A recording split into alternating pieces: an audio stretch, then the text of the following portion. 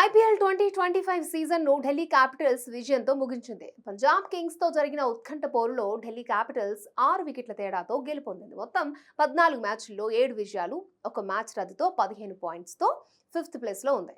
త్రుటిలో play offs చేరే అవకాశాన్ని ఢిల్లీ చేజార్చుకుంది. అయితే టోర్నీ ఆరంభంలో వరుస విజయాలు అందుకుని టేబుల్ టాపర్గా నిలిచిన ఢిల్లీ ఆ తర్వాత వరుసగా 4 మ్యాచ్లు ఓడి ప్లే ఆఫ్స్ రేస్ నుంచి తప్పుకుంది. కానీ ప్లే ఆఫ్స్ చేరకపోయినా ఈ సీజన్లో ఢిల్లీ మెరుగైన ప్రదర్శన చేసింది. అయితే ఈ సీజన్కి స్టార్ ఆటగాళ్లను కోట్లు పెట్టి కొనుగోలు చేసిన ఢిల్లీ క్యాపిటల్స్ వారిని సరిగ్గా వాడుకోలేకపోయింది. ముఖ్యంగా యార్కర్ల స్పెషలిస్ట్ టి నటరాజన్ని 10,75,00,000 పెట్టి కొనుగోలు చేసిన ఢిల్లీ అతన్ని 2 మ్యాచ్ల్లో మాత్రమే ఆడించింది. ఈ 2 మ్యాచ్ల్లో నటరాజన్ 3 ఓవర్లు మాత్రమే బౌలింగ్ వేశాడు. 18 బంతులేసి 10,75 కోట్లను అందుకున్నాడు. అంటే ఒక్కో బంతికి 60 లక్షలు తీసుకున్నాడు. దీంతో నటరాజన్ బౌలింగ్ చాలా కాస్ట్లీ అంటూ నెటిజన్లు కామెంట్ చేస్తున్నారు. అయితే పంజాబ్తో జరిగిన ఆఖరి మ్యాచ్లోనూ నటరాజన్కి అవకాశం దక్కలేదు.